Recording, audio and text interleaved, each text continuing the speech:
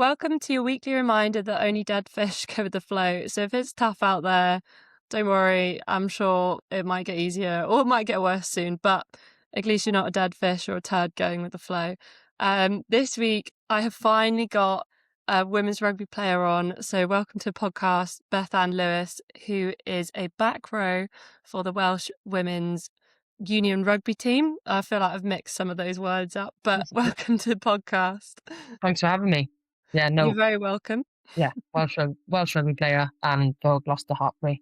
Oh yes, of course, our mutual Gloucester Hartpury. I mean, I never played rugby for Gloucester Hartpury, but I was part of the very boring rowing team, and I'd often see you guys all on crutches or getting ready for a night out or doing some sort of really fun weight session or sprint session, and I'd be like sweating away on a watt bike for like 3 hours. Yeah, I do remember that when we used to train. We used to complain that we were training at 8 a.m. in the morning and we'd go past the condition seat where the rowers were, and I think you guys probably been in there for 2 hours before we Uh, even got down to the yeah, facility. So I like don't, the rowers looking like zombies.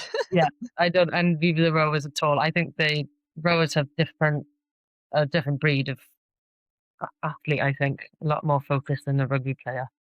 Well, I think we just got like a certain tick where we like to do the same thing over and over and over again. And the rugby players, they've definitely got a bit more like fire and a bit more fast twitch to sort of think about multiple different things. Rowers, we can just stare at a number and go backwards for hours. I had Eurofast Twitch, but rugby players are probably a lot more routine than people think. Like we do like our routine, but not so much looking at the numbers on a watt bike or a rower. You're also training as a sports psych. Yes, yeah. So I'm doing that alongside the rugby. Fortunately, rugby is my profession, so don't necessarily have to be doing anything else. But I guess sport is a short career.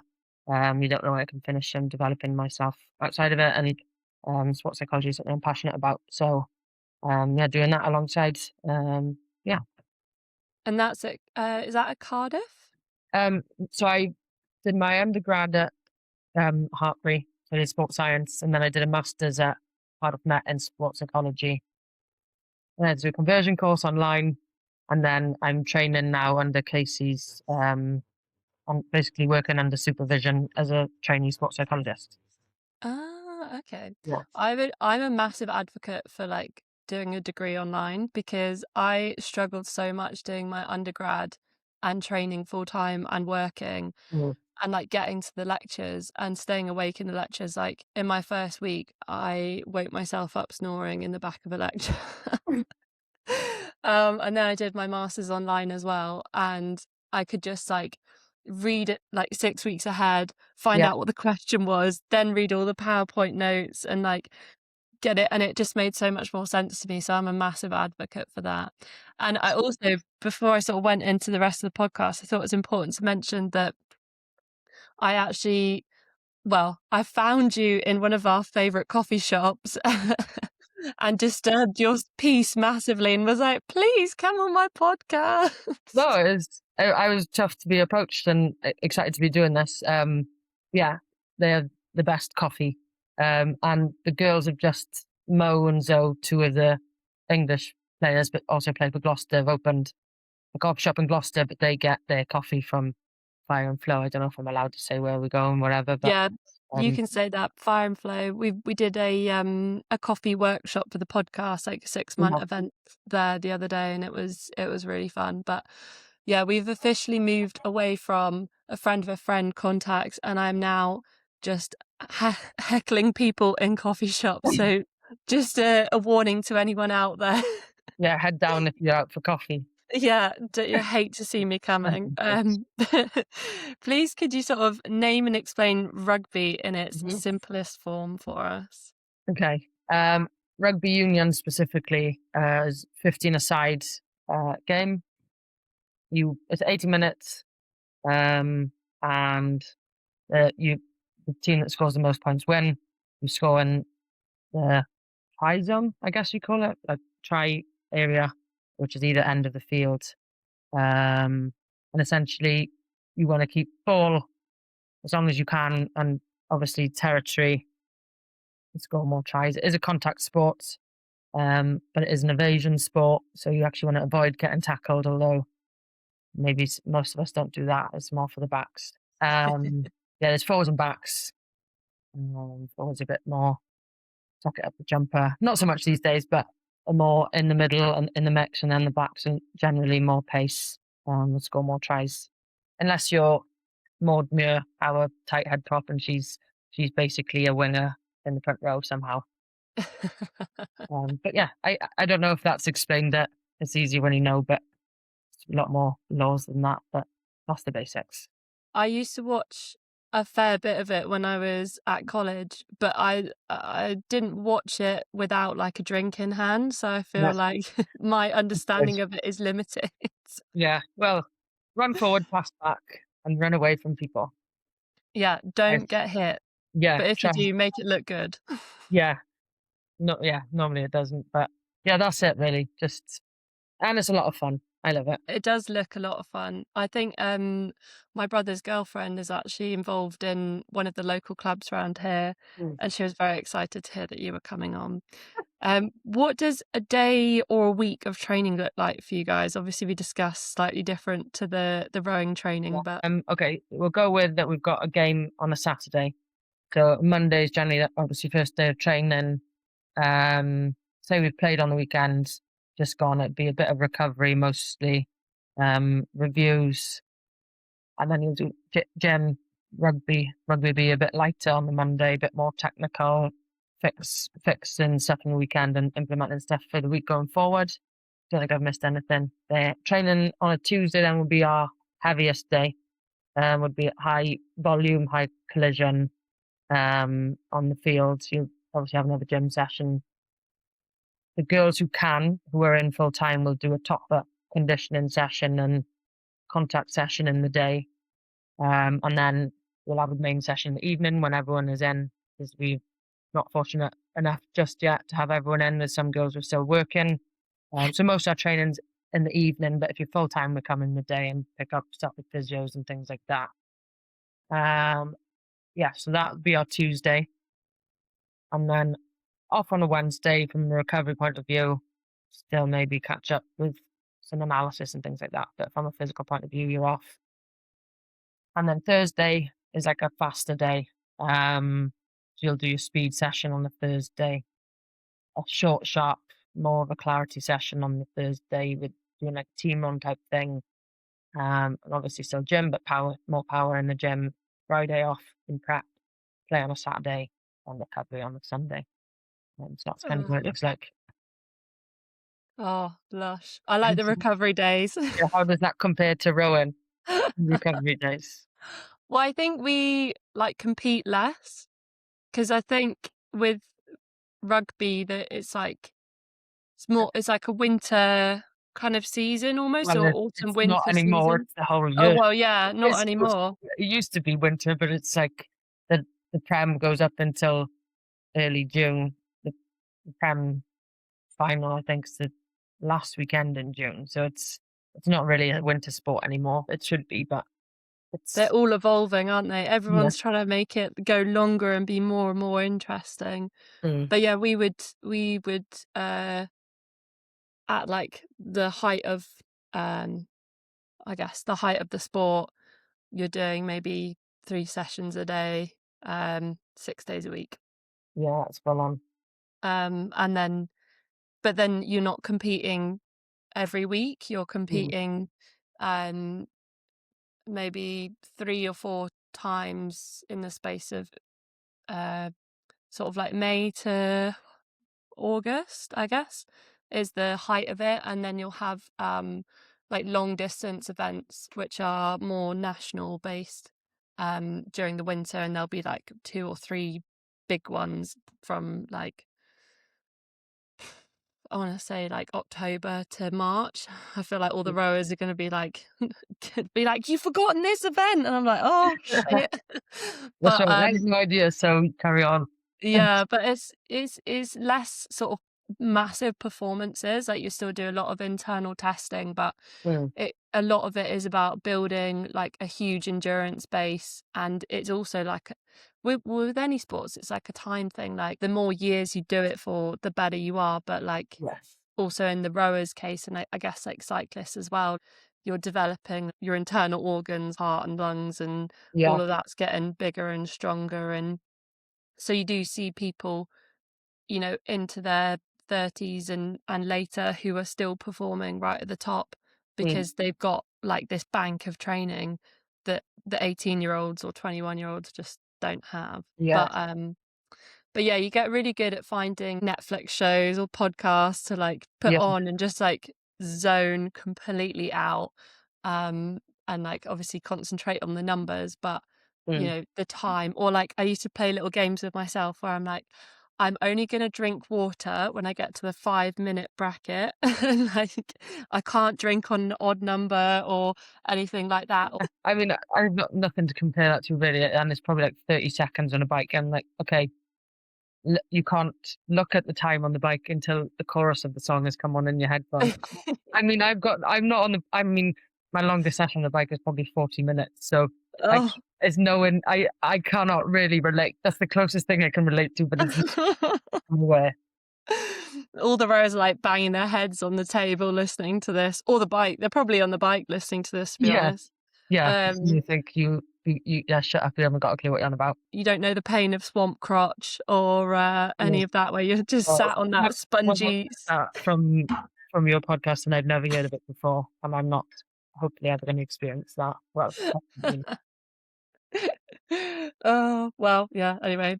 But Yes. I mean, that leads on quite well because I've got best and worst parts of rugby. So best Yes. part, no swamp crotch. Yeah, that is the best bit. No, I would just say probably the camaraderie of it all. I guess again, if I'm looking at that as the complete. Well, I don't know if it's complete opposite. You're in a team, but you're constantly in a team. I used to do a bit of like tennis and athletics or like individual sports growing up, and I did rugby alongside. I did a bit of surfing as well, and having that team around you on the field is always like if you're on your own and you make a mistake, you're just beating yourself up. If you're in a team and you make a mistake, yeah, you beat yourself up a little, but then you've got your teammates to pick you up, and also it's bigger than you. You have to just get on with it because you're dwelling on things and you know that no one else around you is. So that's what I would say. And just yeah, that connection piece. I guess I never really felt like I fit in anywhere as much as I do as in the rugby teams. Remember going back to college and as a 16 to 18-year-old coming across like the rugby girls for the first time and like how confident they all were in that team Mm. space. And like I'd not really done sport before I went to Hartpury. I got sort of picked out because I was tall, and they were like, "You look like you want to go backwards for hours on end." Um, and so like that was my first sort of take on high performance sport, was like us rowers who it was all quite individual and like, you know, it was a team sport, but that environment wasn't necessarily team orientated. And then like seeing all the rugby girls who were all so different, but they were all so like at home in their space. It was so amazing to see, and also like so formative for like me at that age to be like, oh well, they're all accepted. Like they're Yeah, all different, but they're all accepted, and they're all like major players on their team. That was something I definitely took going on to my university program. And then like obviously the conversation has changed so much since like 2012, but going on to like the national team and stuff like that, and all of these different body types and all of like these different approaches to the same thing, it's like so much more celebrated. Or it's like yeah, for sure. I mean, thinking back to that then.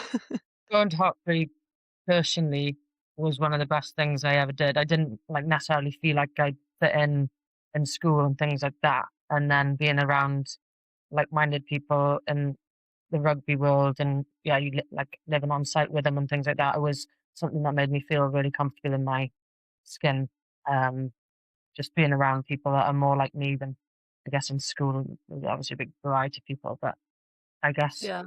not that well, I'm not a girly girl, so I didn't feel like I fit in. And then there are girls in rugby, don't get me wrong, but then there's just a big variety of people, and you are just accepted for being yourself, which I love about it.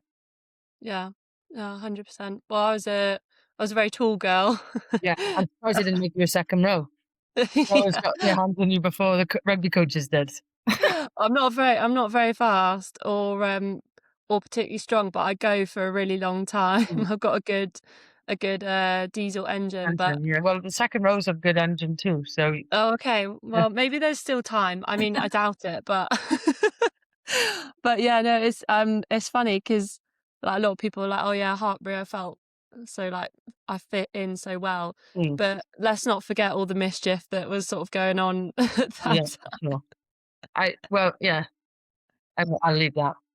We were banned from going out, so I did take a leaf out of like some of the rugby girls' books. I did escape to liquid once or twice as an 18-year-old, and then like having to climb through a window to get Yeah, back in, and like my mate getting stuck and her legs like wedged in the window, and yeah, that was crazy. To be fair, I guess, well, I know when I did a bit of coaching at Hartpury with Mo, and we would encourage a balance. We'd say you can like work hard, play hard, 100%. um, and I think maybe that's what rugby is good at as well. Yeah, be like, don't do anything I wouldn't do, and then you're like, that's not very much. Yeah, my dad just always say, if you behave, and if you can't, don't get caught. Yeah, ask for forgiveness, not permission. Yeah. I am a person that asks for permission. I actually love rules. It's nice, but You're like, it's not me at all. I'll be there at 11:55 if it starts at 12. that is me. Ask the girls. Oh, brilliant. The worst part of rugby. I guess just personally, like a lot of challenging times around like more national stuff. So I guess yeah, results not going your way and having to fight an uphill battle um would be it. So yeah, just the challenging times around losses and getting yourself out of that kind. I guess winning can become a habit, but so can losing. Um, and so at the minute we're trying to definitely turn that around, and we are heading in the right direction, and a lot more kind of buy into the program and pushing the women's game forward. So yeah, that would be my personal experience. But I guess contradicting that, having the players around you that you're going through it with gets you through, and there's so much good in it that you stick around and you want to make it a better place and push the game forward. So within all the worst stuff, the good stuff still shine through, and that's the reason you stick. Because I guess with, you know, women's rugby sort of being in a platform now or like having a bit more of a spotlight, those more difficult matches, like there's a lot more opinions that you've Mhm. got to deal with, but it is in the spotlight. So that's good as well. And like, as you said, like having the teammates and everyone pulling in, but it is the idea of not a losing streak, but like a negative spiral, like, Yeah, but it is the people around you that pull you out of it, or making like a drastic change, and like everyone being like, right, that's the line. Now we're gonna, make this big change, and it's everyone's gonna commit, and it is like magical when everyone does that, and it just changes the momentum completely. yeah, definitely. That's the thing, is getting everyone on board. So everyone's like common goal behaviors are working towards that and making sure, because in a squad there's 35 people, so it's a lot of Yeah. people to be aligned. But that's probably one of the most important things, isn't it? Yeah, I was gonna say, like, 35 women, we've all got 12 different personalities. Yeah, yeah. How many is that?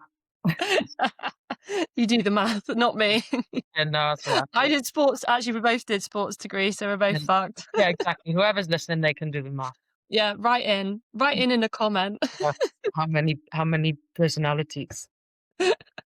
Do you have a rugby ick or a sports ick in general? I'd be happy to share.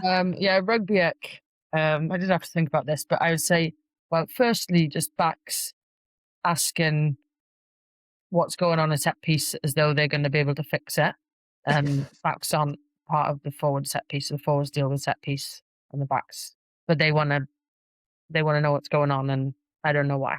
But then another bit would be if a forward is subbed, or generally a winger subbed, which forward subbed, and then a winger has to come in the scrum, or someone has to come in the scrum, and they have no idea where to put their head or arms or anything. Put it in between someone's legs rather than on the sides. Something like that is hilarious. But that would be my ick, I would say. They're a bit silly. That's yeah, okay, that makes sense. They're just like, why is Yes. my head near someone's ass when I'm used to like running in a different direction? Yeah, that's it. Yeah, the backs. To be fair, the scrum and line now, if I sit in the stands, everyone's got something to say about it. They're a lot more technical than what maybe it is that people think. So I take my hat off to the front row. There's some dark arts in the scrum. I'm a back row. I'm in the scrum. I haven't got a clue really what's going on in it. We just hold on and push. The front row, I don't think we push, but we do. Um, but yeah, so it is what I love again about rugby is like you can have a variety of body types playing the game, and your body is there to support your performance. And if you're in the front row, you generally have to be a bit bigger because, as physics is, you have to be able to push, and your weight is relevant to um, winning the scrum and things like that. Obviously, it's very technical as well. I'm not taking away from that, but there is a balance of that. But then making sure they're still dynamic and can move around the park for 60 minutes, 80 minutes if they need to. Generally not for a front row. That's why you have three of them on the bench and for safety purposes. But but yeah, that's what I love about the game. And then the wingers are just flipping fast. Can't catch up. Just rapid. Yeah. That's a lot of the commentary that I've heard about the women's game as opposed to like the men's game, is the women's game is like a lot faster and a lot more technical. Mm. And the men's game is still fast and technical, but obviously there's like the men's physiology is so different again, as it's not that there's less skill, but it is a bit more brutish. Yeah. And then therefore it was almost slower. Like that was definitely a bit of running commentary from watching the World Cup, the Women's World Cup, was that it was so fast and so technical, and it was like I wouldn't quite call you guys dancers, but it was almost like this really technical dance as opposed to Yeah. just like hitting each other and lobbing the ball like as far as Yeah. you could, which is kind of my takeaway from the men's game Yeah, no. at times. I do think rugby can be poetic, watching it. But the ball and play time in the women's game is actually more than the men's game. So if you go watch a women's game, I think it's only like 5 minutes or something, or maybe like, but you're getting more ball in play. So what I mean is if you kick the ball out into touch, there's like there's not a game going on. So the men walk, or they don't walk, they run, but their set piece maybe takes a bit longer to set up than ours, like from a scrum point of view, things like that. So, or there's maybe their choices are to go for more scrums. I'm not sure the reasons necessarily why, but the ball and play time is more in the women's game. But maybe it is not less physical, because that's not what I mean. But potentially looking for more space rather than creating space by, in the men's game, potentially carrying hard up front, first of all, to create space. There's potentially more space already in the women's game, so we don't have to go through all those phases before we can create space. Both games are exciting to watch, and for different reasons. I would agree. Yeah. I like to watch the men's games. I like to watch the men, Mm-hmm. the pretty men, if there are any. And I like to watch the women's game because I think it's just fantastic and fast, and like the crowds they just looked absolutely amazing. Anyway, we'll move on. What are we dying on the hill about this week? Yeah, well, I'm not totally sure if this is the kind of thing that you mean by it, but as a female athlete, not feeling or being expected to be grateful for receiving the bare minimum or the standard. My experience, a lot of it has been we have like having nowhere near what our male counterparts are getting. They're expected to be super grateful for it, as though it's what's the word? As though it's Special. something, yeah, that it's a special thing that we're receiving. It's not. It's like they're doing us a favour sort of thing. I had a few notes on this because I have Mhm. my own rowing equivalent, if you like. So Cool. the one of our major events in the UK for rowing uh, is recently started to add women's events to it. Mhm. And I'm talking about Henley Royal Regatta, which a few people will know. Yeah. Um, and basically, the general conversation was, unless you got a red box, which is a medal, you maybe weren't a good rower, or like you're rowing, you'd be like, oh, well, you've never won Henley, or you've never done this, or blah blah blah blah blah. Anyway, until 2021, there were only like 3 women's events that you could actually win Henley in, and they were all either international or like it was ridiculous. Whereas the men, they had international, intermediate, club, student, like they'd had all these different events. And they're now introducing more and more women's events. And the attitude is, everyone's really excited because it'll bring on women's sport in our, sport so much more. And I'm really excited for it, but I can't help feeling pissed off that there are generations of female athletes that were basically told that their performances didn't really account for anything because Mhm. they didn't win this event, even though this event didn't have any events for them to compete in. Yeah. Yeah. So I completely, when you sent that through on WhatsApp, I like completely resonated. I was like, yeah, I guess it's like being given toothpaste when you need toothpaste to brush your teeth. It's like, oh, thanks. Yeah. And this is just really supporting you, and this is massive for you to receive this, and it's like, Mm. well, really, I'm trying to perform the best I can, and I'm asking, can we just have a bit of support to manage that? And that's my point of view. But then it's like, we have done this for the women's team, and then it's like headlines, great things. I'm like, well, yeah, but maybe I'm greedy. I want more. I want more support so I can be the best athlete I can be. Maybe I'm asking too much, but I I don't don't necessarily think think so. we are, and that's what I'll battle for, and probably keep battling for until I finish playing rugby and beyond. I think it is a really good dying on the hill because it is like sometimes, you know, saying thank you for being given a few crumbs off somebody else's plate. And it's not that people aren't grateful or that they're bitter. It's just that it's like, okay, well, where's the rest of it though? Because Mm. I'm watching it on telly, and I think I did a podcast with a friend of mine, Daisy, and we were talking about the comparisons with the football and like the wage differences. Yeah. And it's like, oh, the women are being paid, it's brilliant. And it's like, well, actually, they're still not being paid the same.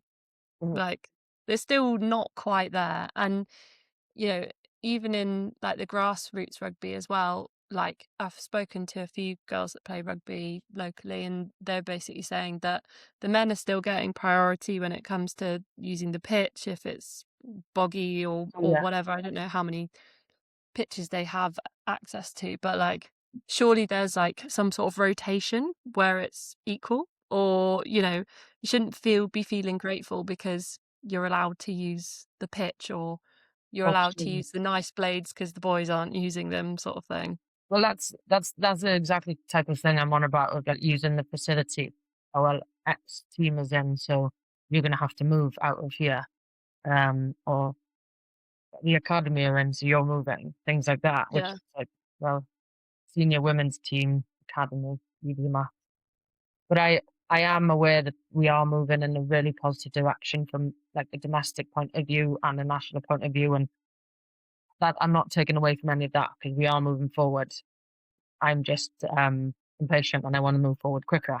But I it's not a bad thing. You've got to keep pushing, and um, but yeah. So I am aware that we are moving forward, and but this is me again being grateful for what I am receiving and where we are going. But then I want to keep kicking on. So I'll sound like the bitter old hag, but Yes, I could say.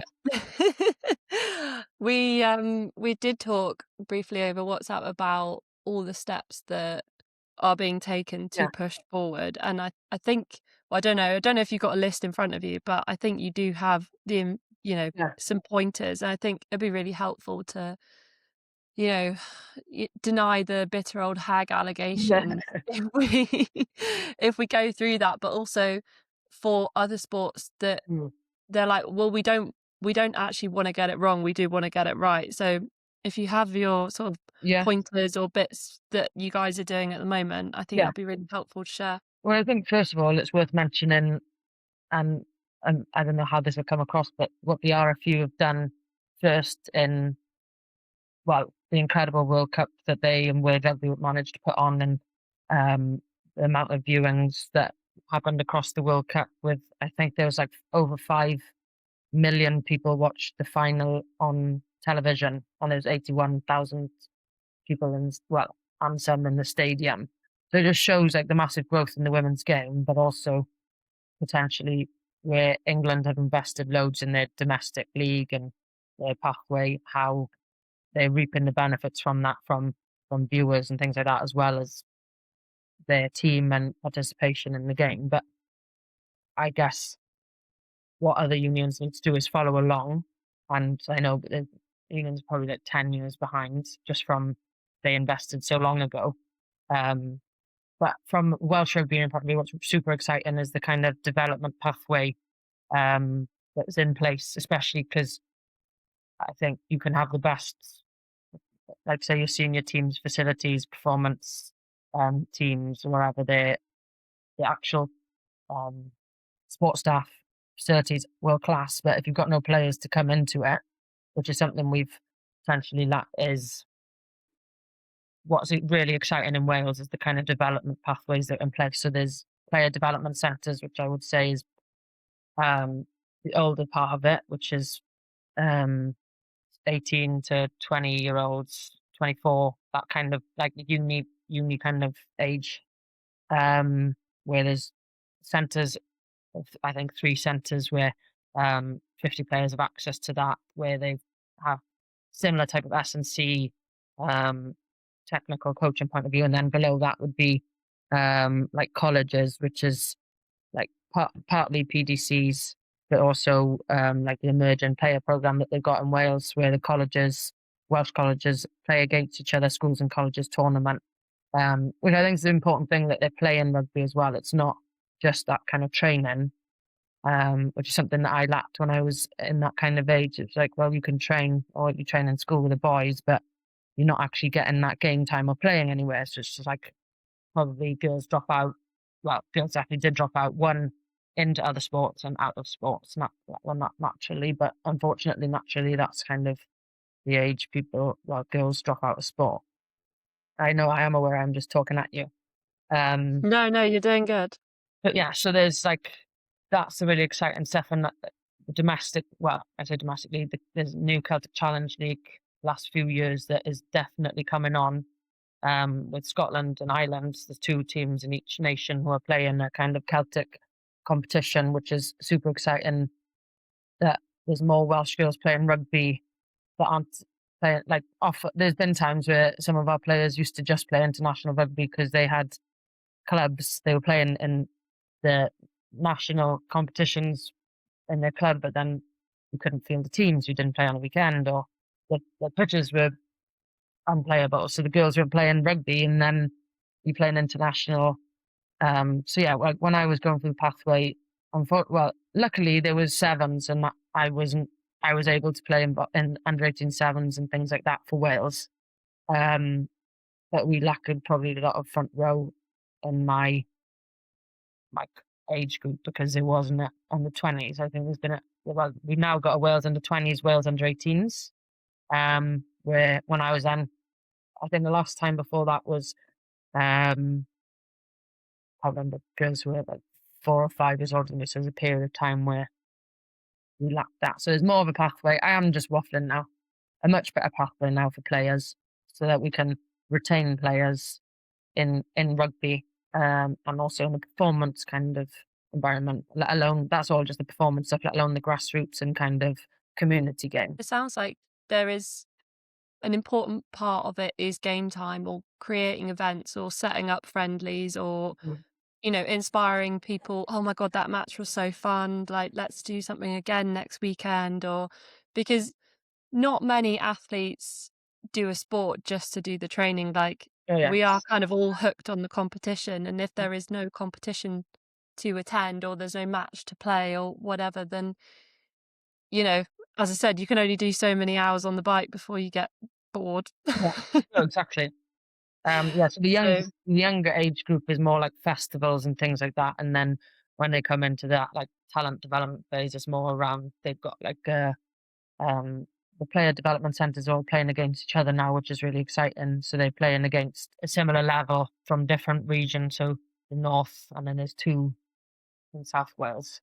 So they all mm, play against each other, which is awesome, and then they feed into the under-20s and under-18s, and then into the senior team. So what's really exciting is there's a clear pathway now for players. Exciting is obviously young girls can look at the professional game and say, I can do that for a living. I want to be a rugby player. And they genuinely can say that, and it means something and be realistic rather than being, oh, I want to be a rugby player. Well, what are you going to do day to day? And then you can play for fun. But now it's like you can do that for work. And now there's a clear route to get to that, which is super exciting. really special. And I think we probably should touch on the World Cup, because played at the World Cup at 22 and the one that's just gone. Yeah. The contrast of the two obviously had Mm. very different spotlights. But is there like three key things that you'd want to say about the Rugby Women's World Cup Um, comparison, or bit putting you on a bit on the spot, but yeah, I would say groundbreaking. Um, was definitely groundbreaking. I think to match or improve on what has just gone is going to be a real challenge, and that's what I'm saying about the RFU making such a impact for the women's game, and hopefully they can support other unions and other unions can learn from them and keep following. But yeah, so groundbreaking, um, empowering, to show that women's sport is something that people want to watch. Is exciting. They sold, I think, triple the tickets in this current World Cup is what they did in the one just before it. It's exciting to be a part of.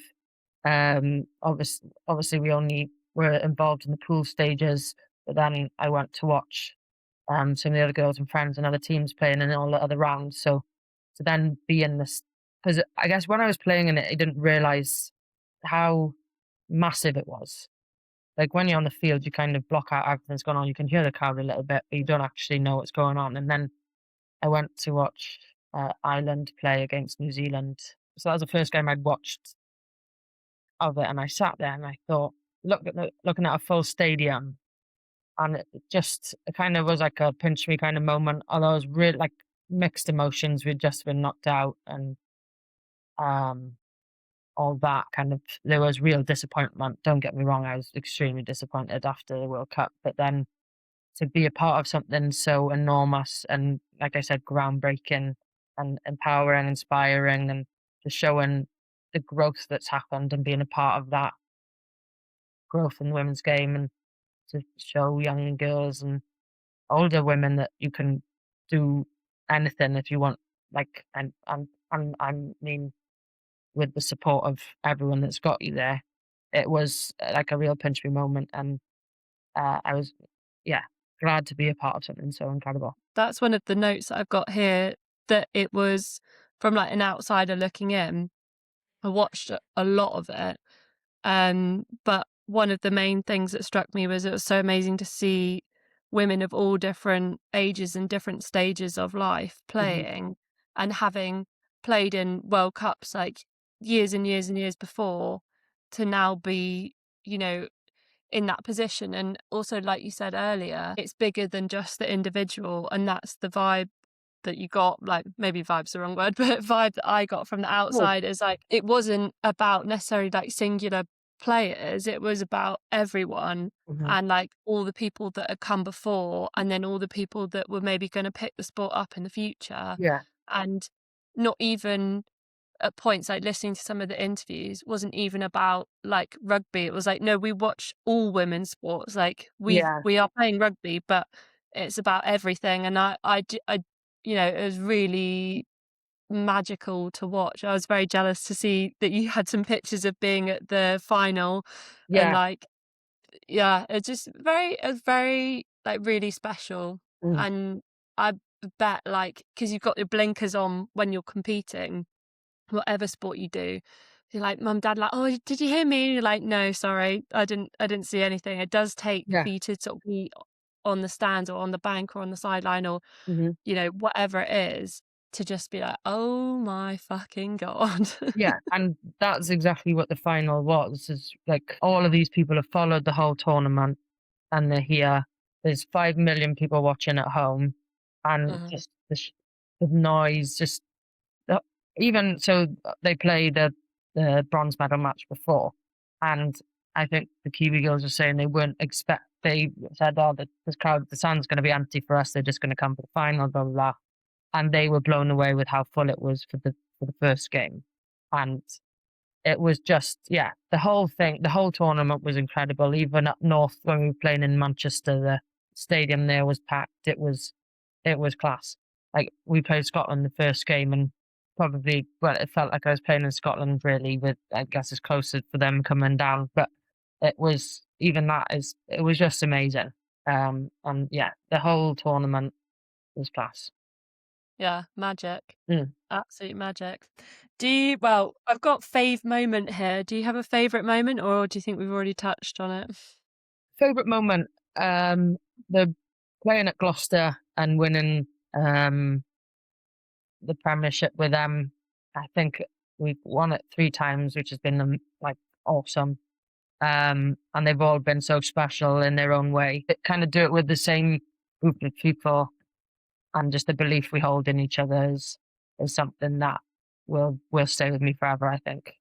And then another one, like more personal, probably. Um, I was captain for one of the games in the World Cup, so to lead Wales out against Canada was a really special moment for me. And on reflection, is when I probably think about it more. In the moment, I was kind of had on a job, and just I feel so grateful for that opportunity, and um, feel glad to have been able to do that and lead Wales. That was something really special for me. I saw that on your Instagram. Now I looked it up. I looked like looking it up online. And I was like, "Where is this?" Because I know that this is a thing because I've done my own research. Yeah, no. And That yeah, was, that was I got really caught off guard because that wasn't long after, well, it's probably a month or so after the World Cup, and it was just back in club, and thought I was speaking about club and prep and whatever, but yeah, he caught me off guard, um, and I just hadn't really thought about any of it until that moment, and since then I've done a bit of reflection on it, and I am, like, obviously so proud to have done that, um, but he did really catch me off guard, and I just have real desire to be a successful Welsh team, and I want to do everything I can to put us in a better place. And we are going towards that. And just that is just something I feel really passionate and strongly about. that is very cool. That's what I was talking to my brother's girlfriend last night, Minnie. She's getting Mm. a shout out. And I was like, I'm talking to Bethan tomorrow, and I think she's captained one of these games. But I'm looking online, I can see it on Instagram. I can't, like, Wikipedia AI is like fucking with me right now. Yeah. Yeah. And Minnie was like, ask her what it felt like. Ask her what it felt like to like be in that leadership position. It was an unfortunate circumstance because Kate and Al, our co-captains, were were out with the little niggles, little injuries. And they're both incredible leaders in their own right. And I, my job while they're leading is to follow and support them in that. And I guess in rugby, your leadership stuff is, you're not like, you have your captains, and then you, or your captain, um, and then you've got different types of leaders. You've got your 10 is going to lead, they're going to lead the attack, and then potentially have the defensive lead, centre or someone, and then just maybe a line-out caller is. So there's all different leaders that will come together and support each other, and the captains are there to lead by example, and um, make that decision, the ultimate decision with the referee. But there's a lot more that goes on behind the scenes rather than it just being on one person. And if someone makes a decision and it's the wrong decision or the right decision, it's sort of like one is a group effort, and two, black or white, you just commit to it. And if the girls say, if Kate and I say, this is what we're doing, that's what we're doing, and we're following, and we're 100% in on that. And you make it the right decision. Yeah. More Well, often than not, it's the right decision, but if it's a wrong decision, you make it right. I was gonna say that's what all the training's for, is to sort of like 9 times out of 10 you're gonna make the right decision. Yeah. But we're all only human. Do you have a best fuck up moment that you'd be happy to share? Yeah, I had to ask about this. I was like, I'm sure there's loads. Do you know what? I put my foot in all the time. My whatever I say, I put yeah. I often I fuck up from just chatting pure rubbish, or I offend someone and I'm really not meaning to, because I'm just chatting, and then 2 minutes later someone comes and says, "Oh, I think you upset that person." Like, well, I don't know, but anyway, a moment. This is actually I'm going right back to when I first came into the Welsh setup, and this shows how good the pathway is and how it's so changed. I'd never jumped in a line out before, which now I would say maybe is a bit uncommon. When I was in like underage or something, you didn't really jump in the line out. It was like we were we tried but we couldn't. So you get lifted, two people lift you up, um, and you compete for the ball in the air against the other team. But so I was this tiny little thing. I was only like 68 kilograms, and I was just this little twig. And these two props, Amy Evs and maybe Carol Thomas. I can't remember who exactly, but they're really strong, powerful ladies. And they would lift me in this line out, and they'd throw me, literally let go and throw me. And then coming down, I could not land. So I would just fall like a sack of shit on the floor. I was so embarrassed, but because they'd thrown me at such a and so fast, and it is great. I'd win the ball, but I couldn't land. I would just fall every time, and I was just so embarrassed. And I tried so hard to land. I just felt like I don't even know what I felt like. I felt like Bambi on ice, but 10 times worse. I just kept falling. But yeah, so I guess that, and yeah, that would be it. But and I also just get myself in trouble for saying how I feel too often, or saying pushing for things that maybe I should just let go. But yeah, so but I won't change that. Um, Nah. I'll I'll keep getting in trouble for fighting what I believe in. I was laughing at the thought of you going up, like, feeling like you're flying, feeling like, "This is Yeah, amazing." Got the ball, you've got, like, a little bit of adrenaline because 'cause you've won it, and then you're just like, "Oh, no, shit." It's just, exactly. like, plummeting down. Yeah, that the coming down was fine. I wasn't scared, and I definitely wasn't scared at all. But I just kept landing. I just kept my knees would just buckle underneath me, or and they were two really strong girls, and I was so embarrassed. I can literally see it now. I know exactly where I was in the training facilities, and I can. Oh, that was the most embarrassing thing I've ever You done. got sweaty palms. Yeah, just thinking about it now. And they probably can't even remember. They probably oh, at the time, they're like, well, I think I was 17 at the time. They're like, "This 17-year-old, what the hell is she doing here? She's not cut out for this. She has not got a clue." Um, which I didn't at the time, but I definitely pretended I did. There's moments which, like, stick with you. Oh my god, I remember this is, like this is was so funny, but when I first went to, the National Training Centre to Mm, do, like I can't remember what it was, like, a training day.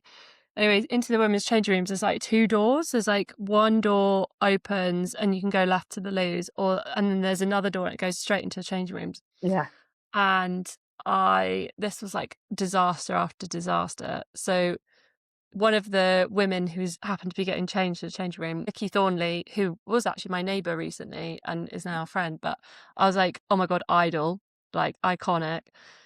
yeah. Anyway, she was getting changed in the changing rooms. I was holding the door open for my friend to come Oh, out of the no. changing rooms. It was like, oh god, I must have been like 20. I was like absolutely shitting bricks. And this like Olympic silver medalist is like, stripping off. And she's like shouting, like, shut the fucking door, like, because everyone's coming up the stairs and they can just see straight into the changing room. And I'm like, welcome, this is the women's changing room. Here we are, we're all naked. And I was like, "Oh my god," like, absolutely mortifying. And then, like, 20 minutes later, we'd all been doing beetroot shots because we had, like, testing to do, and I was like, "Yeah, I'm gonna do everything and anything." So I've been doing beetroot shots. Anyway, went to the loo for a wee. Obviously, my wee's red, Yeah, and, I like the loos because everyone's going to the loo 'cause everyone's nervous, like, yeah. the loos aren't flushing, and I'm like, "Oh my god, it's beetroot, it's beetroot." I'm like priming myself emotionally for like the most stressful day of my life. Yeah. And then like we did whatever performance it was on the water, get off the water, had gone really well, probably because I was so like adrenaline pumping through my veins at that point. and then we just like walked the boat straight into the trailer and put a hole in it, and we are like, brilliant. Oh, yeah, But yeah, I remember it so like so vividly, and like fast forward a few years, like I now know Vicky like quite well, and I was training at the National Training Centre, but like every time I walked through those double doors, I was like, not only do I now know, do not get changed in front of them, yeah, but also like how embarrassing. yeah, I know. I do. There is definitely always a booth in the changing room somewhere that is right in front of the door, and I try and avoid it. In the Gloucester home changing rooms, it's literally straight through where sometimes I'm changing, and I'm like, oh, just close the door. And people come in Yeah. and out, and the door's open. I'm like, please close the door. That's Like, funny. please.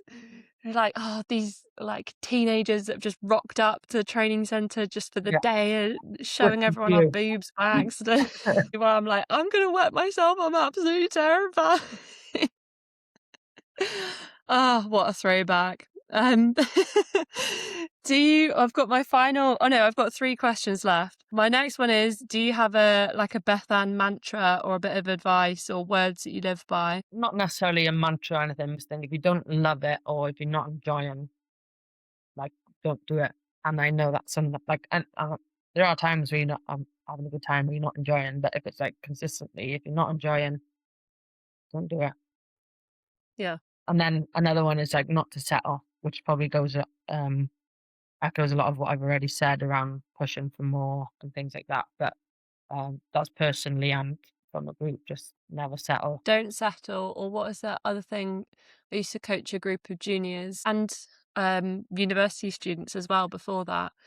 And I always used to be like, you're not a handbag, you're not an accessory.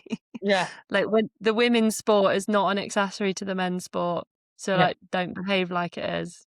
yeah, exactly. Yeah, exactly.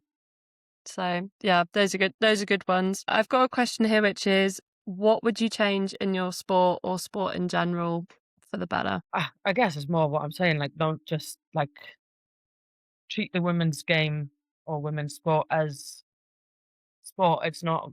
I don't know. I'm referring to it as women's sport, but Mm. um, That always catches me out as well because I'm like, I'm referring to this specifically, but I don't feel like I should have to. yeah. And well, I want it to be men's rugby and women's rugby, not rugby and women's rugby, kind of thing. Yeah. Um, but yeah, just the continual development of that kind of empowering and not just doing the bare minimum and things like that, and yeah, more equality, which is a very stereotypical answer, or I guess maybe expected after this conversation. It's difficult because you're like, "Oh, I've already said this." I've got an easy one for you next.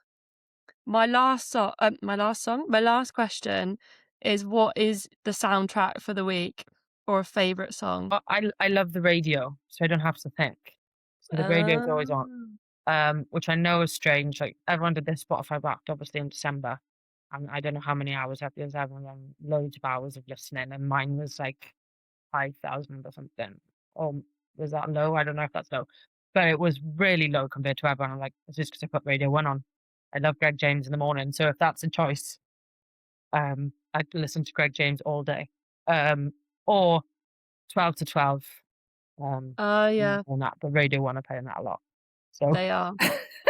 I don't know if that's how you want me to answer it, but that's how I've answered it. That's 100% me. Well, we've put together like everyone gets asked their song at the end of the podcast, and I've made it into like a playlist. So Mm. all the guests who've been on, which we're in, I think we've had like 30 now. So there's like 30 plus different songs that That's cool. everybody's said. So the idea is if you're like really bored of your own playlist, you can listen to some really random shit on this Yeah, that would be playlist. random. I guess a pre-game song, um, is "I'm Ready." I think it's by AJR. All good. Anyone who's been in the change room will know I always request that from whoever's DJ on the day. So if there's 2 songs, you can Good. pick which one fits into the playlist best. I think two of the most contrasting songs is Losing It by Fisher, Yeah.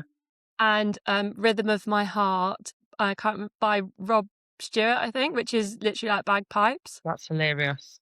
So it's a bit of a contrasting thing. I don't know if that you'd want to listen to it without being able to like skip backwards Yeah. and forwards. You have to pay for your Spotify. Yeah, and I think because my husband Matt came on and his song was like Zero to Hero from the Hercules soundtrack. I was like, okay, well, you've just completely ruined this whole plan that I had, but whatever. That's what partners are for. Yeah. But anyway, you've completed the podcast and we have actually chatted for an hour, so you've done really well. Nice. Well, that was perfect. I really enjoyed. Thank you very much for coming on. And if anyone wants to find you online, if you want to be found, where can they find you? Good question. I guess on Instagram, my Instagram Yeah. handle is Bethanbox, BOKS. It's because people will ask. So my mum's from South Africa, my dad's Welsh. When I was a child, I loved the fact that had South African roots, so that's where the box comes from, and I get rinse to it all the time. But Ah. that's what it is, and it's not changing, I guess, because it is what it is, and it's a bit of a joke now, anyway. I did wonder where that had come from. Yeah, Because obviously when I met you, you're like, oh, it's Bethan Lewis. And then I followed you on Instagram or whatever. And I yeah. was like, What's what? I that? don't understand. Yeah, that's where that's from, and yeah, I'm Welsh and half South African, I guess, but Yeah. very Welsh. At least it's not like some Instagram handle that you made when you're like 12. And it's like, I love, Yeah. I don't know, chocolate milkshake. Yeah. Well, that is one I like. I'm a bit like I spoke to our media manager years ago. I was like, should I change it because I play for Wales? Yeah. She's like, oh, it's fine. It is like it is what it is. And I'm very proud to be Welsh. Uh, very very proud to be Welsh. It was just, but then that's part of me, I guess. A bit funny. Yeah. So that's where you can find me on Instagram, or I guess I'm on Twitter. I don't do TikTok. I was going to say, don't give your email or your phone number because we don't need to do that. Instagram's just fine. Thank you for listening to this episode with Bethan Lewis. I've been absolutely desperate to get a rugby player on who's played at the World Cup. So it was very special to find her in a coffee shop, tie her down and get her to come on and record. As always, you can find us on Instagram at Only Dead Fish Podcast. And you can also find us on our website, which is linked in our Spotify, Apple, and Instagram bios. It's, I think, Only Dead Fish Podcast, Shopify. All purchases of the t-shirts basically support and help me continue to do this. So I really do appreciate it. And I would love to see more of them out in the wild. Thank you so much for listening and speak to you guys next week. Bye-bye.